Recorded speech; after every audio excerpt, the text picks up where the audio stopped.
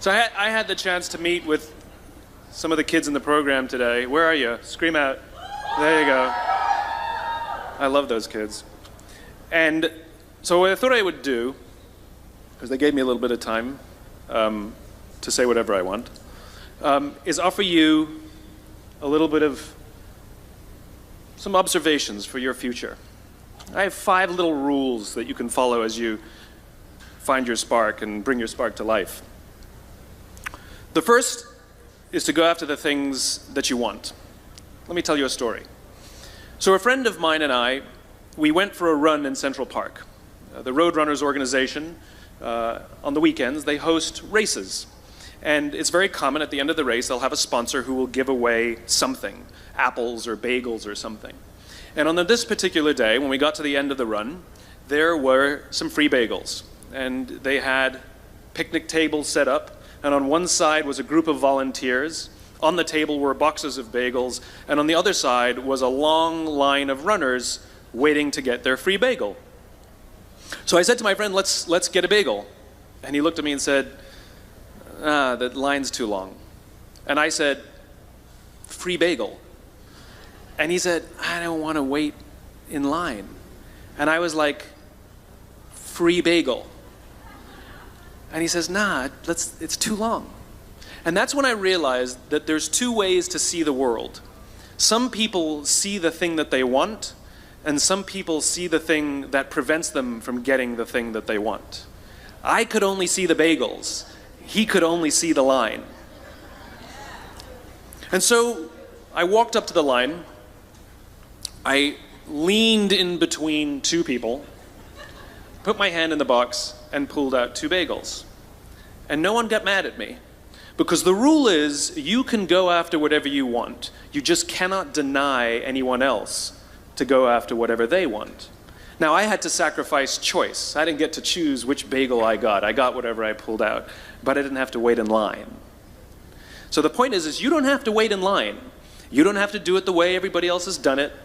You can do it your way. You can break the rules. You just can't get in the way of somebody else getting what they want. That's rule number 1. Rule number 2. I like this one. In the 18th century, there was something that spread across Europe and eventually made its way to America called puerperal fever, also known as the Black Death of childbed. Basically what was happening is women were giving birth and they would die within 48 hours after giving birth. This Black Death of childbirth was the ravage of Europe, and it got worse and worse and worse over the course of over a century. In some hospitals, it was as high as 70% of women who gave birth who would die as a result of giving birth. But this was the Renaissance. This was the time of empirical data and science, and we had thrown away things like tradition and mysticism. These were men of science. These were doctors. And these doctors and men of science wanted to study and try and find the reason for this Black Death of childbed, and so they got to work studying, and they would study the corpses of the women who had died.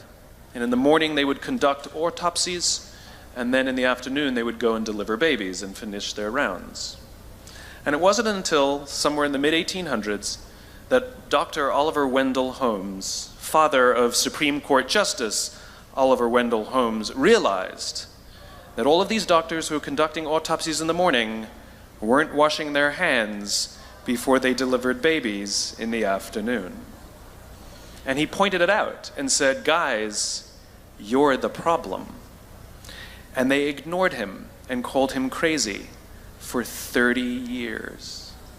Until finally somebody realized that if they simply washed their hands, it would go away. And that's exactly what happened. When they started sterilizing their instruments and washing their hands, the Black Death of childbed disappeared. My point is, the lesson here is, sometimes you're the problem. We've seen this happen all too recently with our new men of science and empirical studiers and these men of finance. who are smarter than the rest of us until the thing collapsed. And they blamed everything else except themselves. And my point is take accountability for your actions. You can take all the credit in the world for the things that you do right, as long as you also take responsibility for the things you do wrong. It must be a balanced equation. You don't get it one way and not the other. You get to take credit when you also take accountability. That's lesson 2. Lesson 3, take care of each other. The United States Navy SEALs are perhaps the most elite warriors in the world. And one of the SEALs was asked, who makes it through the selection process? Who is able to become a SEAL? And his answer was, I can't tell you the kind of person that becomes a SEAL. I can't tell you the kind of person that makes it through buds. But I can tell you the kind of people who don't become SEALs. He says the guys that show up with huge, bulging muscles, covered in tattoos, who want to prove to the world how tough they are, none of them make it through. He said the preening leaders who like to delegate all their responsibility and never do anything themselves, none of them make it through. He said the star college athletes who've never really been tested to the core of their being, none of them make it through. He says some of the guys that make it through are skinny and scrawny. He said some of the guys that make it through, you will see them shivering out of fear. He says, however, all the guys that make it through, when they find themselves physically spent, emotionally spent, when they have nothing left to give physically or emotionally, somehow, some way, they are able to find the energy to dig down deep inside themselves, to find the energy to help the guy next to them. They become SEALs, he said. You want to be an elite warrior. It's not about how tough you are. It's not about how smart you are. It's not about how fast you are. If you want to be an elite warrior, you better get really, really good at helping the person to the left of you and helping the person to the right of you. Because that's how people advance in the world. The world is too dangerous and the world is too difficult for you to think that you can do these things alone. If you find your spark, I commend you. Now, who are you going to ask for help, and when are you going to accept help when it's offered? Learn that skill. Learn by practicing helping each other. It'll be the single most valuable thing you ever learn in your entire life. To accept help when it's offered and to ask for it when you know that you can't do it. The amazing thing is when you learn to ask for help, you'll discover that there are people all around you who've always wanted to help you. They just didn't think you needed it because you kept pretending that you had everything under control. And the minute you say, I don't know what I'm doing, I'm stuck, I'm scared, I don't think I can do this, you will find that lots of people who love you will rush in and take care of you. But that'll only happen if you learn to take care of them first.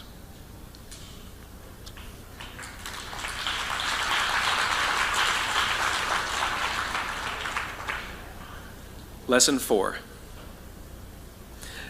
Nelson Mandela is a particularly special case study in the leadership world because he is universally regarded as a great leader.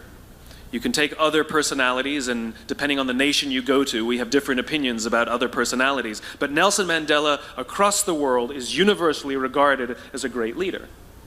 He was actually the son of a tribal chief. And he was asked one day, how did you learn to be a great leader? And he responded that he would go with his father to tribal meetings. And he remembers 2 things when his father would meet with other elders. 1, they would always sit in a circle. And 2, his father was always the last to speak. You will be told your whole life that you need to learn to listen. I would say that you need to learn to be the last to speak. I see it in boardrooms every day of the week. Even people who consider themselves good leaders, who may actually be decent leaders, will walk into a room and say, here's the problem, here's what I think, but I'm interested in your opinion, let's go around the room. It's too late. The skill to hold your opinions to yourself until everyone has spoken does two things. One, it gives everybody else the feeling that they have been heard. It gives everyone else the ability to feel that they have contributed. And two, you get the benefit of hearing what everybody else has to think before you render your opinion. The skill is really to keep your opinions to yourself. If you agree with somebody, don't nod yes. If you disagree with somebody, don't nod no.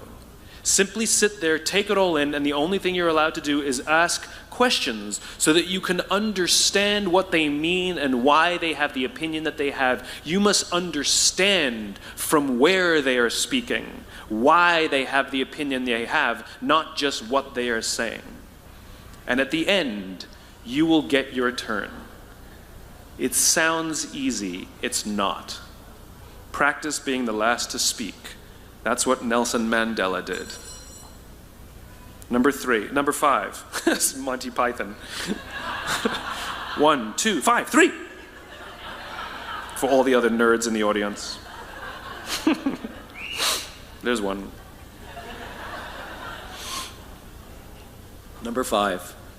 My favorite one of all. True story. There was a former Undersecretary of Defense who was invited to give a speech at a large conference, about 1,000 people. And he was standing on the stage with his cup of coffee and a styrofoam cup, giving his prepared remarks with his PowerPoint behind him. And he took a sip of his coffee and he smiled and he looked down at the coffee. And then he went off script. And he said, you know, last year I spoke at this exact same conference. Last year I was still the Undersecretary. And when I spoke here last year, they flew me here business class. And when I arrived at the airport, there was somebody waiting for me to take me to my hotel. And they took me to my hotel and they had already checked me in and they just took me up to my room. And the next morning I came downstairs and there was someone waiting in the lobby to greet me and they drove me to this here same venue. They took me through the back entrance and took me into the green room and handed me a cup of coffee in a beautiful ceramic cup. He says, I'm no longer the Undersecretary. I flew here coach. I took a taxi to my hotel and I checked myself in. When I came down the lobby this morning, I took another taxi to this venue. I came in the front door and found my way backstage, and when I asked someone, do you have any coffee? He pointed to the coffee machine in the corner, and I poured myself a cup of coffee into this here styrofoam cup. He says the lesson is, the ceramic cup was never meant for me. It was meant for the position I held. I deserve a styrofoam cup. Remember this. As you gain fame, as you gain fortune, as you gain position and seniority, people will treat you better. They will hold doors open for you. They will get you a cup of tea and coffee without you even asking. They will call you sir and ma'am, and they will give you stuff. None of that stuff is meant for you. That stuff is meant for the position you hold. It is meant for the level that you have achieved of leader or success or whatever you want to call it. But you will always deserve a styrofoam cup. Remember that. Remember that lesson of humility and gratitude. You can accept all the free stuff. You can accept all the perks. Absolutely, you can enjoy them. But just be grateful for them and know that they're not for you. I remember getting off the Acela. I took the Acela from New York to Washington, D.C. And I got off the train like everybody else. And I was walking down the platform like everyone else. And I walked past General Norty Schwartz, who used to be the Chief of Staff of the United States Air Force, the head of the Air Force. And here I did, you see a guy in a suit, schlepping his own suitcase down the platform just like me. And just a couple months ago, he was flying on private jets and he had an entourage and other people carried his luggage. But he no longer held the position, and so now he got to drag his own suitcase. And never did it sort of remind me more that none of us deserve the perks that we get. We all deserve a styrofoam cup. It was a pleasure meeting you guys this afternoon. I was blown away by your honesty and your curiosity and your poise. And I am confident that the future is bright, despite the fact that America looks like an absolute mess right now. I am confident that the future is bright for one reason and one reason only, because you will grow up and you will be our future. Thank you very, very much, guys. You're wonderful. Thank you.